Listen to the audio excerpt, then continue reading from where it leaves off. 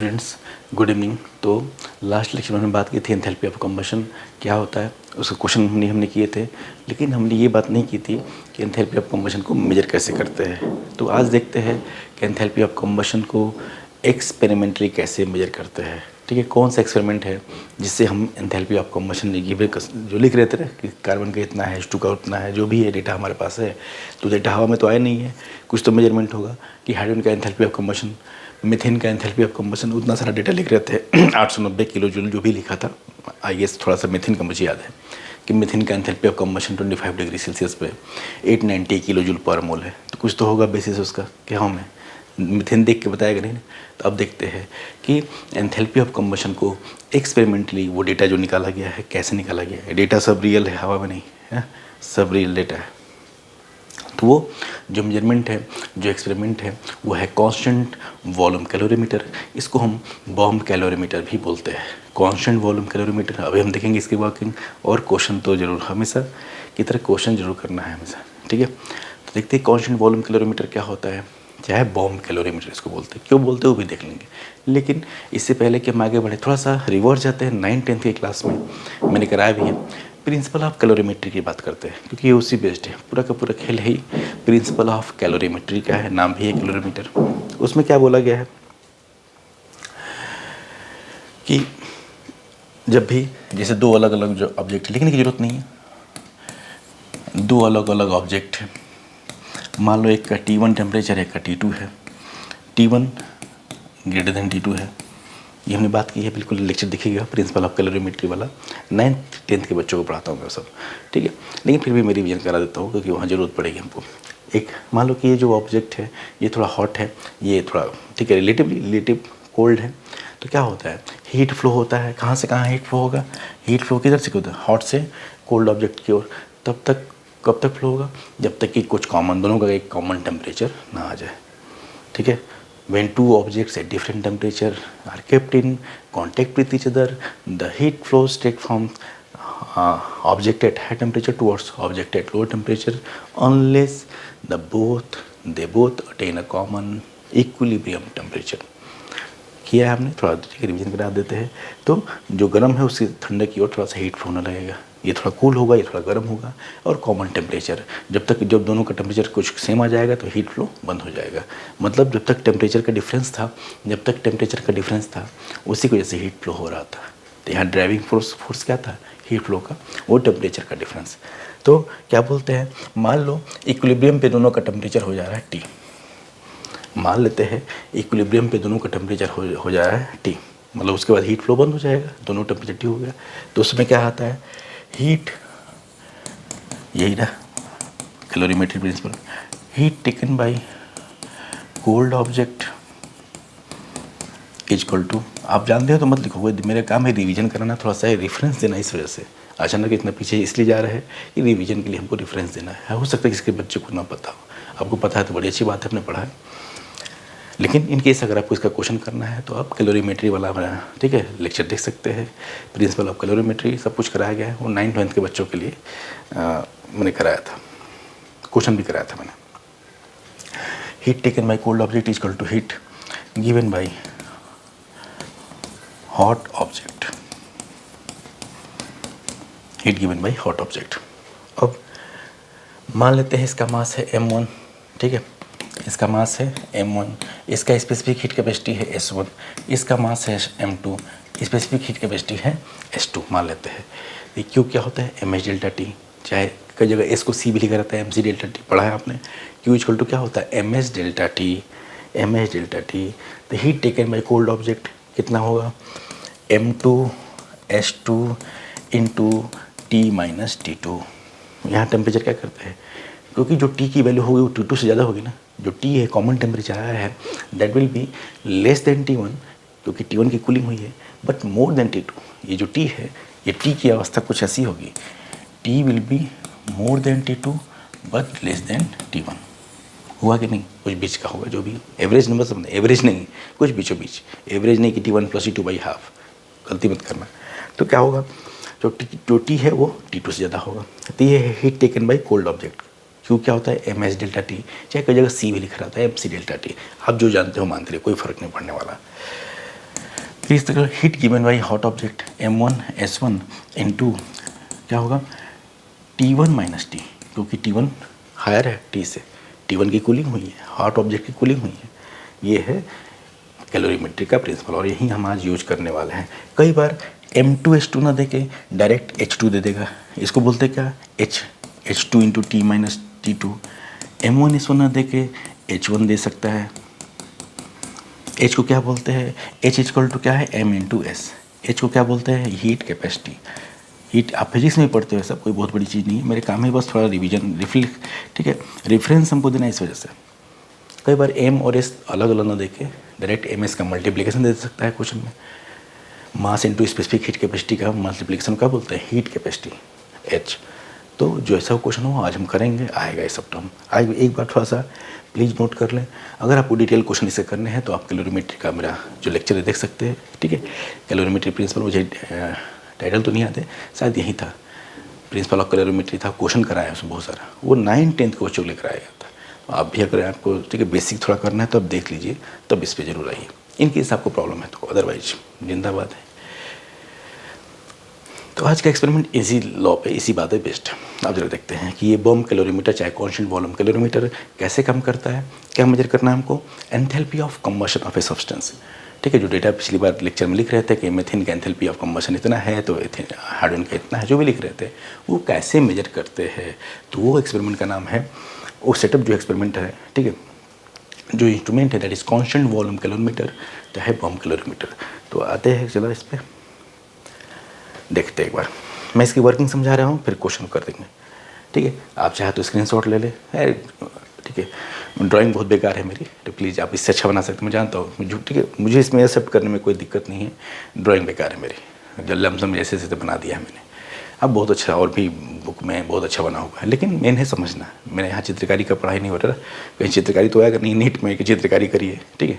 तो मुझे कोई अफसोस भी नहीं इस बात का, लेकिन मैं एक्सेप्ट करता हूँ कि ड्राइंग बहुत ही वाहियात है मेरी, कोई दिक्कत नहीं। देखिए ज़रा इसको समझते हैं।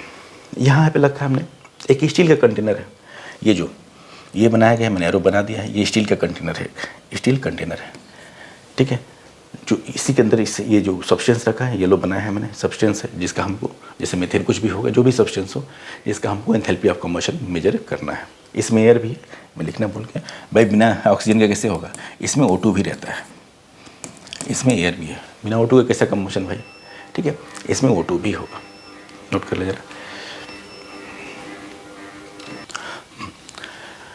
ठीक है। ये स्टील कंटेनर इसको बोलते हैं बम, इसको बोलते हैं, ठीक है। बहुत हाई प्रेशर वगैरह, हाई टेम्परेचर ये भी, ठीक है, सहन कर सकता है, बियर कर सकता है। ये यही स्टील कंटेनर है, इसको बम बोलते हैं, इसलिए नाम इसका बम कैलोरीमीटर भी पड़ा है, ठीक है। हाई टेम्परेचर प्रेशर ये बियर कर सकता है। अब इसी में रखा है हमने सब्सटेंस, जिसको जलाना है, कंबशन कराना है। इसमें एयर भी है, ऑक्सीजन भी है इसमें, ठीक है। बिना ऑक्सीजन के कैसे कंबशन, ठीक है, ऑक्सीजन भी है, प्लीज़ लिख लीजिएगा। अब उसके बाहर, इसको ये क्लोज है, उसके बाहर एक कंटेनर है, मेटल का कंटेनर है, देख लो जरा, ये मेटल कंटेनर है, मेटल का जार है, जिसमें पानी भरा है, जिसमें पानी भरा है। पूरा सिस्टम को इंसुलेट किया गया है, ये पूरे सिस्टम को थर्मल इंसुलेशन से, ठीक है, सील किया गया है। थर्मल इंसुलेशन है बाहर, ताकि जो भी हीट जनरेट हो वो यहीं कंज्यूम हो, बाहर कुछ सराउंडिंग से हीट एक्सचेंज नहीं होना चाहिए। इस पूरे सिस्टम को थर्मली इंसुलेट किया गया है, ताकि जो भी इसका कंबशन होगा तो हीट जनरेट होगी, बिल्कुल होगी। तो वो हीट हम चाहते हैं कि पानी को ही मिले, बाहर कहीं ना जाए, ये हम चाहते हैं, इसलिए थर्मल इंसुलेशन बाहर लगा रखा है। अब क्या करते हैं, ये थर्मामीटर है, स्टीरर भी है, जरा वो यूनिफॉर्मिटी मेंटेन करने के लिए। थर्मामीटर सबसे इम्पोर्टेंट है। थर्मामीटर देखो क्या करते हैं, ये सब्सटेंस रखा हमने, कैसे से कंबशन कराते हैं, इलेक्ट्रिकल, ठीक है, इग्निशन कराते हैं, इलेक्ट्रिकल स्पार्क देते हैं। इसमें इग्निशन बाहर लिखा है मैंने, जो ये रेड कलर का बनाया है, इससे सब्सटेंस को, ठीक है, इलेक्ट्रिकली कंबस्ट कराते हैं स्पार्किंग से, ठीक है। अब जरा नोट कर लो, माचिस थोड़ी नहीं जला दोगे वहाँ पे, पूरा सेटअप है, मतलब पूरा इंस्ट्रूमेंट है, स्कीमेटिक डायग्राम है, ठीक है। थोड़ा चित्र गंदा बना है, आप ठीक है बर्दाश्त कर लीजिए, लेकिन ये परफेक्ट है, कोई दिक्कत नहीं है, समझने के लिए बहुत है। अब जरा देखो, पहले ये सब्सटेंस यहाँ है, उसको कंबशन कराने से पहले हम टेम्परेचर मेजर कर लेंगे भाई। इनको सबका साथ में रखेंगे तो कुछ मेंटेन हो जाएगा, इक्विलिब्रियम आ जाएगा। तो वहाँ टेम्परेचर थर्मोमीटर से देख लेंगे कि बिफोर कंबशन टेम्परेचर कितना आ रहा है, वो मेजर कर लिया। बिफोर कंबशन टेम्परेचर कितना आ रहा है थर्मोमीटर में रीडिंग बता देगा, वो तो हमारे हाथ में है, कोई दिक्कत नहीं है। अब क्या करेंगे, यहाँ से एक इलेक्ट्रिकल स्पार्क देंगे, ये जो वायर है इग्निशन वायर लिखा है मैंने, यहाँ से इलेक्ट्रिकल स्पार्क देते हैं, यहाँ से इलेक्ट्रिकल स्पार्क देंगे, ठीक है। तो इलेक्ट्रिकल स्पार्क से इसका हो जाएगा कंबशन, O2 तो है ही कंटेनर में, जो ये बम का स्टील कंटेनर उसमें O2 है ही ऑलरेडी, तो उससे हो जाएगा इस सब्सटेंस का कंबशन हो जाएगा। कंबशन होगा तो एनर्जी जनरेट होगी, मैंने बताया था कंबशन हमेशा एक्सोथर्मिक होता है। कंबशन होगा तो एनर्जी जनरेट होगी। अब एनर्जी जनरेट हो जाएगी कहाँ, बाहर तो जाएगी नहीं, इंसुलेशन लगा है, बाहर तो जाएगा नहीं। तो उस एनर्जी को जो हीट जनरेट होगी इस सब्सटेंस के कंबशन से जो हीट जनरेट होगी तो कौन लेगा, ये पानी गर्म हो जाएगा। और कौन लेगा, ये बर्तन, जिस बर्तन में पानी रखा है, ये देखो मेटल कंटेनर, तो हीट कौन कौन लेगा, जो इस सब्सटेंस के कंबशन से जो हीट जनरेट होगी that will be taken by water plus metal container, calorimeter बोलते हैं। जो कैलोरीमीटर का कंटेनर है वो हीट ले लेगा और पूरे सिस्टम का टेम्परेचर फिर से बदल जाएगा। पहले टेम्परेचर आपने मेजर किया, मान लो T1 था, बाद में टेम्परेचर फिर से मेजर कर लो T2। अब इस टेम्परेचर मेजरमेंट से हम निकाल सकते हैं इस सब्सटेंस का एंथैल्पी ऑफ कंबशन। यहाँ मैं लिखूंगा नहीं, डिराइव नहीं करूँगा, मैं क्वेश्चन डायरेक्ट करूँगा, क्यों मेहनत करें। जो मैं बातें बोल रहा हूँ ये होता है, ये तो हमने एक डायग्राम देख लिया, एक रफली समझ लिया, कोई पूछेगा अपनी, चिंता मत करो, कहीं बनाने को नहीं आएगा, किसी भी स्कूल के एग्जाम में भी नहीं आएगा, मुझे पता है, इसलिए बस समझिए और क्वेश्चन में उसको करिए।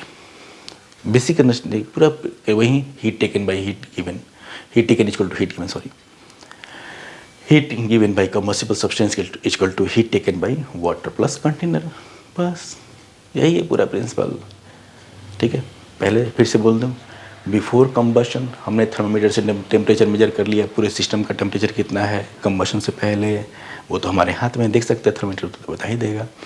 फिर इग्निशन कराया, इलेक्ट्रिकल इग्निशन कराया, सब्सटेंस को कंबस्ट कराया, उससे हीट जनरेट हुई, हीट कौन कौन ले लेगा, पानी और ये मेटल का कंटेनर गर्म हो जाएंगे बिल्कुल। अरे कहाँ जाएगा हीट, बाहर नहीं जाएगा हीट, इंसुलेशन बाहर कहीं नहीं हिट जाएगा।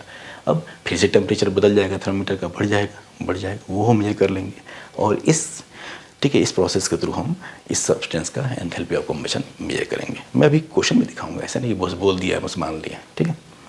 मतलब पूरा अगर बात करें एक लाइन में तो क्या बोलेंगे, हीट गिवन बाई, वहीं अभी जो बोल रहा था कैलोरीमेट्री का प्रिंसिपल, इसलिए बता रहा था MS डेल्टा T, भूलिएगा मत। हीट गिवन बाई, एक लाइन में अगर इसका एसेंस लिखे तो हम यही लिखेंगे ना, heat given by combustible substance, मैं अभी करूँगा, चिंता मत करो, सब समझ में आ जाएगा सवाल में, equal to heat taken by water plus ये container plus container, metal container, generally copper container लेते हैं लेकिन कोई भी मेटल कंटेनर हो सकता है, नोट करो प्लीज़, इसको ज़रा स्क्रीनशॉट कर लीजिए, इससे अच्छा आपको कहीं और भी मिल जाएगा इसमें, ठीक है। लेकिन सवाल तो नहीं मिलेगा आपको, सवाल बस देखने को मिलेगा, समझ में नहीं आएगा।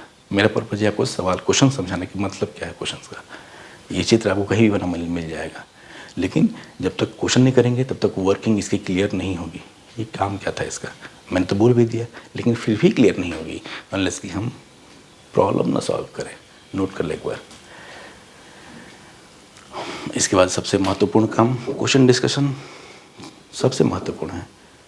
ये नहीं कि लिख दिया बना दिया हो गया, ये कहीं मिल जाएगा, कौन सी बहुत बड़ी बात है, ये कोई बहुत बड़ी बात नहीं। तो इस स्टील कंटेनर को जिसमें कंबशन कराया जाता है बम बोलते हैं, ठीक है। बहुत हाई टेम्परेचर प्रेशर ये विदस्टैंड बियर कर सकता है ये, ठीक है, यही बम है और इसलिए इसको बम कैलोरीमीटर भी बोलते हैं। चलिए बात है सवाल पे, ठीक है। जो बातें बोली हैं इनको क्वेश्चन के फॉर्म में देखते हैं तब मज़ा आएगा। लिखा हुआ है एकदम, जो बोला है मैंने एकदम वही क्वेश्चन के फॉर्म में, कुछ नया नहीं। मैग्नीशियम जिसका मॉलिक्यूलर वेट 24 है, लिखा है 0.138 ग्राम मैग्नीशियम है, इसको जलाया जाता है कैलोरीमीटर में, जलाया जाता है बर्न्ट। इससे क्या होता है कि कैलोरीमीटर का टेम्परेचर जो है कितना, जो पूरे सिस्टम का टेम्परेचर 1.126 डिग्री सेल्सियस से बढ़ जाता है। कैलोरीमीटर में 300 ग्राम पानी है और कैलोरीमीटर का हीट कैपेसिटी दिया है कंटेनर का, जो कंटेनर है उसका हीट कैपेसिटी कितना है 1.77, हीट कैपेसिटी बताया था मैंने कई बार। हो सकता है कंटेनर का mass plus specific heat capacity दिया था हो सकता है किसी क्वेश्चन में जो मिडिल कंटेनर है उसका मास और एस देता है, एम और एस। हो सकता है मास और एस का डायरेक्ट मल्टीप्लिकेशन दे दे। लो एम एस, हीट कैपेसिटी क्या है, एम इंटू एस की वैल्यू, एच डिनोट कर दे। तो दोनों देखना है। हो सकता है कि किसी क्वेश्चन में, अब मैं बता सकता हूँ, कंटेनर का मास और कंटेनर की स्पेसिफिक हीट कैपेसिटी दी हो, या हो सकता है डायरेक्ट उन दोनों का मल्टीप्लिकेशन भी दे सकता है, वो मैं नहीं बता सकता।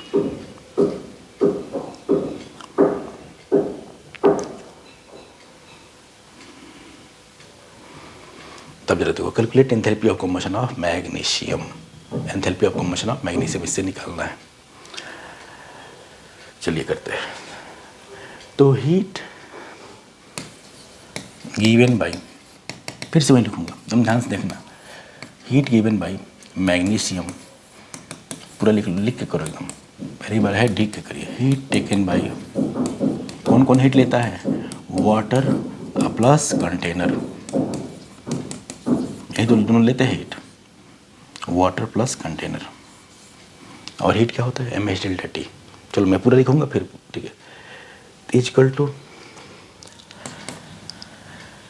एम वाटर, भाई हीट क्या होता है भाई, क्यू इक्वल टू, मतलब हीट कितना निकला, हीट कितना निकला, कंबशन हमेशा निगेटिव में लेंगे के बाद में, अरे कंबशन हमेशा एक्सोथर्मिक होता है भाई, हीट जनरेट ही तो रहा हुआ, ठीक है। अभी हम निकाल दे रहे हैं, बाद में इसकी वैल्यू निगेटिव में रिपोर्ट करेंगे, बिल्कुल।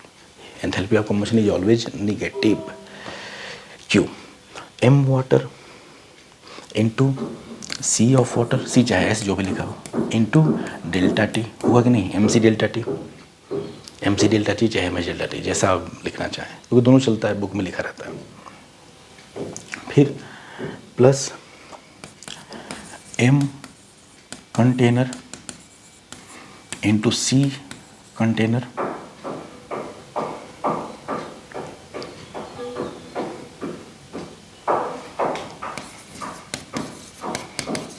Into delta T. जरा ध्यान से नोट करो, देखो जरा,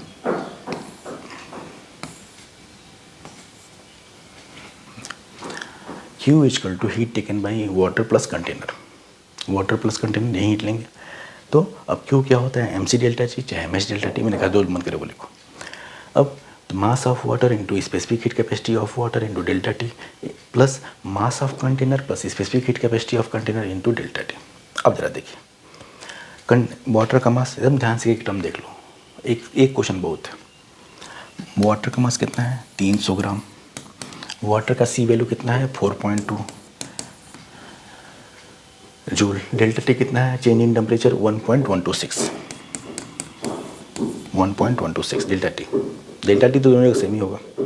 प्लस कंटेनर का मास कितना है, कुछ दिया नहीं है। कंटेनर का मास और सी वैल्यू ना देखें, जरा देखिए कंटेनर के बारे में, न कंटेनर का मास दिया है, न कंटेनर का स्पेसिफिक हीट कैपेसिटी दिया है, डायरेक्ट एम और सी का मल्टीप्लिकेशन ही दे दिया है। कंटेनर के केस में ये जो 1.77 है, ये मास एम और सी का मल्टीप्लिकेशन है, इसको बोलते हैं हीट कैपेसिटी। हो सकता है दोनों अलग अलग देता, मैं क्या वही बोला था, वो क्वेश्चन पे होगा, आप करिएगा, करने से पता चलेगा यार, वेरिएशन में कितना करा दूंगा। हो सकता है एम और सी अलग अलग दिया, हो सकता है किसी क्वेश्चन में दोनों का मल्टीप्लिकेशन डायरेक्ट दे दिया हो। तो लो भाई, इस बार तो डायरेक्ट दे दिया है, कितना है 1.77 किलो जूल पर डिग्री सेल्सियस। तो 1.7 किलो जूल है, तो उसको 1.77 इंटू 10³ कर देंगे, इंटू डेल्टा टी की वैल्यू 1.126, ताकि दोनों जूल में रहे। अब इसको क्यों निकालते हैं, यहाँ से क्यों जूल में आ जाएगा, यहाँ से क्यों किस में आ जाएगा, जूल में। 300 इंटू 4.2 प्लस 1770 टू 1.126, ये आ रहा है 3, आप करिएगा प्लीज़, थोड़ा डिटेल में करते हैं इसको, 3411.78 जूल। जूल इतनी हीट जनरेट हुई, इतनी हीट जनरेट हुई।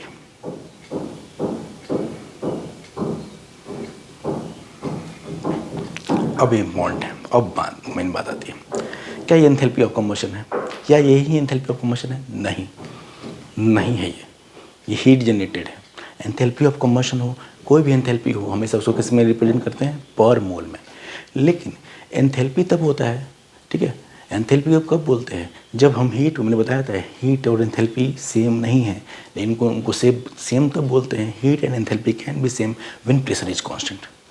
तो कांस्टेंट प्रेशर पे जो हीट मिले, कांस्टेंट प्रेशर पे जो हीट जनरेट हो, वो है एंथैल्पी। क्या हमारा एक्सपेरिमेंट कांस्टेंट प्रेशर वाला था? क्या हमारा एक्सपेरिमेंट कांस्टेंट प्रेशर वाला था? जरा देखते हैं। नाम ही इसका कांस्टेंट वॉल्यूम। अरे ये कंटेनर रिजिड है भाई, जो स्टील कंटेनर है दैट इज रिजिड, उसका वॉल्यूम नहीं बदल सकता, वो एक्सपैंड नहीं कर सकता, इसमें सिलेंडर थोड़ी लगा पिस्टन, रिजिड कंटेनर है। समझते हैं रिजिड कंटेनर का मतलब? जैसे कमरा फैल जाएगा क्या? कमरे में गैस मान लो ब्लास्ट होगा तो कमरा फैल जाएगा, ये वही है। ब्लास्ट हो रहा है, बिल्कुल ये सब्सटेंस जलेगा, गैसेस रिलीज होंगी, लेकिन वो गैसेस की वजह से इस बर्तन का वॉल्यूम बदलेगा नहीं, रिजिड है, इसलिए नाम है कांस्टेंट वॉल्यूम कैलोरीमीटर। ठीक है, इसमें वॉल्यूम कांस्टेंट है। इसका मतलब ये है कि इस रिएक्शन में जो भी आप मेजर करेंगे हीट, वो कांस्टेंट वॉल्यूम पे आएगा। इस एक्सपेरिमेंट में जो भी आप हीट मेजर करते हैं that is heat at constant volume, उसको आप एंथैल्पी नहीं बोल सकते। एंथैल्पी तो नहीं, अब वो कहलाता है डेल्टा ई। अब जरा देखो, ध्यान देना, एंथैल्पी कांस्टेंट प्रेशर पे जो हीट जनरेट होगा वो एंथैल्पी है, वो भी पर मोल के रेफरेंस पे। अब जरा देखना, तो पहले हम निकालें कितना ग्राम सब्सटेंस है, 0.138 ग्राम। तो देखो 0.138 ग्राम mg गिव्स कितना, 3411.78 जूल एनर्जी। इतना ग्राम मैग्नीशियम से इतना ग्राम हीट जनरेट हुआ। याद है कांस्टेंट वॉल्यूम पे, कांस्टेंट वॉल्यूम पे प्रेशर वाला करूँगा, एंथैल्पी मत बोलना, this is not enthalpy, this is something else. देखते क्या है एंथैल्पी, तब जो कांस्टेंट प्रेशर पे निकालोगे तो। और ये कंटेनर रिजिड था, स्टील जो कंटेनर बम बोल रहे जिसको, वो रिजिड कंटेनर है भाई, समझ रहे हो? mg जलेगा तो mgO बनेगा गैस, ठीक है, O2 वो यूज होगा, लेकिन उससे कंटेनर का वॉल्यूम पे कोई फर्क नहीं पड़ने वाला, रिजिड है वो, कमरा जैसा है। तो 0.13 ग्राम मैग्नीशियम से इतना हीट जनरेट होता है 1 मोल से। 1 मोल से निकालते हैं हमें जो भी एंथैल्पी रिपोर्ट करते हैं पर मोल के रेफरेंस में। तो 24 ग्राम मैग्नीशियम से कितना हीट जनेगा, पहले निकालेंगे। 0.138 ग्राम से इतना, तो 24 ग्राम से कितना, देखते हैं।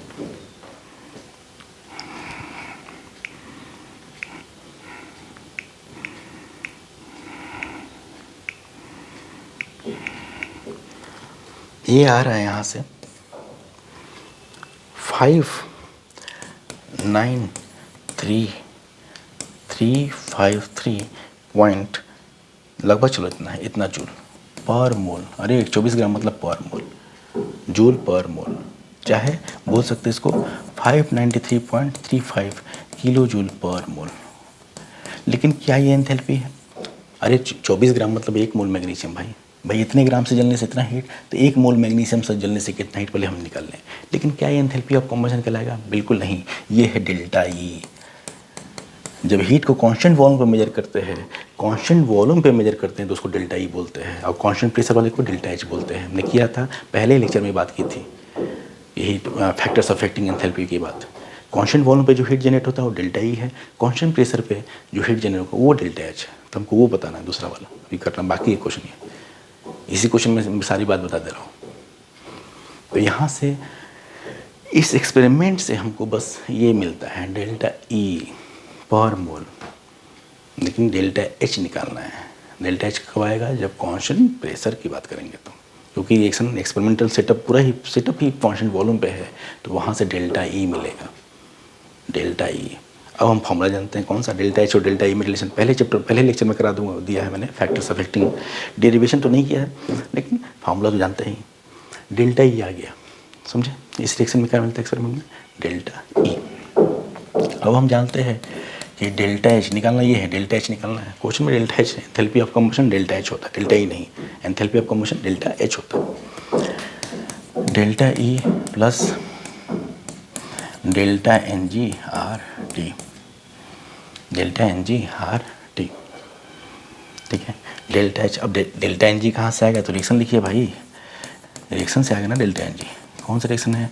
M G plus O2 gas 2 MgO, ठीक है, यही ना होगा यही ना Mg का कंबशन रिएक्शन यही होगा, Mg+O2 गिविंग 2 MgO, यही कंबशन रिएक्शन होगा। यहाँ से डेल्टा Ng की वैल्यू क्या होगी, डेल्टा Ng की वैल्यू कितनी होगी, -1।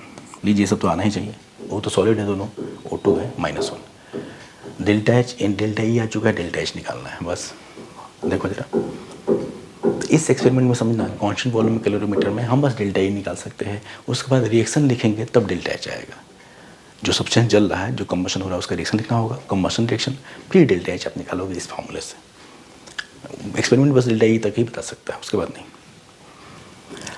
अब देखो क्या होगा, तो delta H is equal to delta E, please minus में लेंगे, तुमको सर वहाँ तो प्लस में निकालेगा, ठीक है, सिंपल सी बात है, वो माइनस, वहाँ तो भाई हीट जनरेट हो रहा है ना यार, ये जो भी हीट वो माइनस में ही आएगा, जो थर्मिक रिएक्शन है, हीट अब बोल ही रहे हैं, कंबशन होगा हीट जनरेट ही होगा, तो डेल्टा E किस में लेंगे, माइनस में लेंगे, -593.35, ठीक है, प्लस -1 R की वैल्यू 8.31 जूल नहीं भाई था, किलो जूल में लेना होगा, किलो जूल में इनटू टेम्परेचर, क्वेश्चन में दिया है, नहीं तो 25 मान के करेंगे, क्वेश्चन में पूछा होगा, 1 मिनट देख लेते हैं।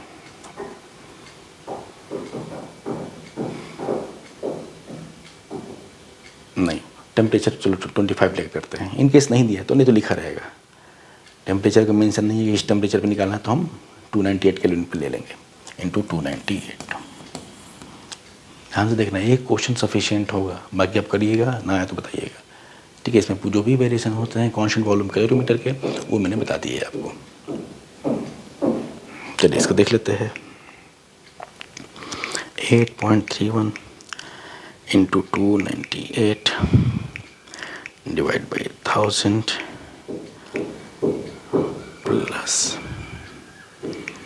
प्लस 593.35, तो यहाँ से आ रहा है डेल्टा H की वैल्यू, ये अब आ गया, अब आया डेल्टा H -541.82 किलो जूल पर मोल। This is enthalpy of combustion of magnesium. थोड़ा ज़्यादा था क्वेश्चन में, लेकिन बातें बहुत इसलिए बताना था। This is enthalpy of combustion of magnesium, ठीक है।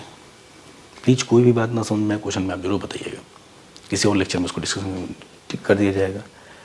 नहीं तो ये नहीं कि बस चित्र जानते हैं कि ऐसे ऐसे होता है, ऐसे सर बता दिया, आप क्वेश्चन नहीं कर पा रहे हैं तो फायदा क्या है, कौन पूछेगा तुमसे चित्र, कौन वर्किंग पूछेगा कांस्टेंट वॉल्यूम कैलोरीमीटर का, सोच सकते हैं, लेकिन ये सवाल ये तो आ सकता है। फिर से मैं बता दूँ डिस्क्लेमर, कई बार क्वेश्चन में आपको ऐसे वेरिएशन मिलेंगे, हो सकता है कि वाटर का मास ना दिया हो तो तुम हटा देना, हो सकता है किसी क्वेश्चन में कह रहे हैं कि वाटर का मास उसने दिया, तो हम मान लेंगे कि heat given by object substance equal to heat taken by calorimeter only. हम कहाँ से करेंगे, आसान करने के लिए करते हैं, लेकिन जनरल क्या है, जो हीट निकलता है वो कौन कौन लेता है, पानी और कैलोरीमीटर का container. In case mass of water, चाहे कुछ वाटर के बारे में इन्फॉर्मेशन नहीं है तो हटा दीजिए उसको। आप मान लीजिए कि heat given by substance equal to heat taken by calorimeter. मैं क्या करूँ, मैंने जो भी ओवरऑल बातें वो बताई हैं। अब क्वेश्चन के तो बहुत सारे वेरिएशन हो सकते हैं, ये कैसे मैं बता सकता हूँ, तो प्लीज़ करिएगा, एक बार नोट करिए, वर्किंग देखिए और क्वेश्चन जरूर समझिए, ठीक है। मैंने एकदम डिटेल कर दिया है कि पहले हम डेल्टा E निकालते हैं, कांस्टेंट वॉल्यूम कैलोरीमीटर में पहले क्या निकलता है भाई, डेल्टा E, डेल्टा H नहीं, बाद में उसको डेल्टा H में कन्वर्ट करते हैं by writing the combustion reaction of the substance, delta H equal to delta E plus delta NgRT। I hope ये ठीक है सफिशिएंट होगा कांस्टेंट वॉल्यूम कैलोरीमीटर को समझने के लिए मेरी ओर से। लेकिन सबसे इम्पोर्टेंट है आप, तो आप कमेंट बॉक्स में लिख सकते हो कि सर नहीं समझ में आया, नहीं हो पा रहा है क्वेश्चन, ये सब जायज़ कमेंट है, मैंने हमेशा कहा है, ये हमेशा इनका वेलकम है।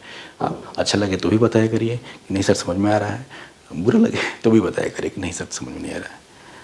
ये बच्चे पूछते ही है कि सर एक बार और बता दीजिए, तो चूँकि ऑनलाइन है तो आप कमेंट बॉक्स में जरूर लिख सकते हैं, बहुत सीधी बात है। थैंक्स फॉर वॉचिंग, मिलते हैं नेक्स्ट लेक्चर में एक और अच्छे टॉपिक के साथ। तब तक इसको देखिए, रिवाइज करिए और इसके क्वेश्चन भी बाकी लगाइए। अच्छा, जाते जाते मैं एक क्वेश्चन आपके लिए, आप चाहे तो इसको स्क्रीनशॉट कर लीजिए, इसको करिएगा, सेम टू सेम क्वेश्चन है, same. Benzoic acid, benzoic acid का अगर फॉर्मूला जानना चाहें, वैसे तो जानते भी होंगे, ये है फॉर्मूला C6H5COOH, इसको बोलते हैं बेंजोइक एसिड। इसके बारे में क्वेश्चन है, जरा करिएगा इसको। एकदम सेम टू सेम है, ठीक है। उसको कॉपी पेस्ट भी करोगे ना पिछले वाले को देख देख ये वो भी जरूरी है यार, उससे थोड़ा आइडिया रिदम बन जाएगा। एक बार उसको देख नोट करिए, फिर उसको देख देख के इसको क्वेश्चन करिए, खुद से कुछ करो, है ना। सबसे मैंने आप कॉपी पेस्ट मत करिए, ठीक है। नकल, पहला सवाल नकल मार मार करिए, कोई दिक्कत नहीं है। हाँ सवाल ऐसा सर ने किया ऐसे, वो उससे तुम्हें क्लियर हो जाएगा। अगली बार तुम खुद, ठीक है, भगवान ने बैल नहीं बनाया आपको, इंसान बनाया, आप समझ जाएंगे आप, ये क्वेश्चन में भी समझ जाएंगे। बाकी बुक से करना। थैंक्स फॉर वॉचिंग, ठीक है, इसको करिए ज़रूर।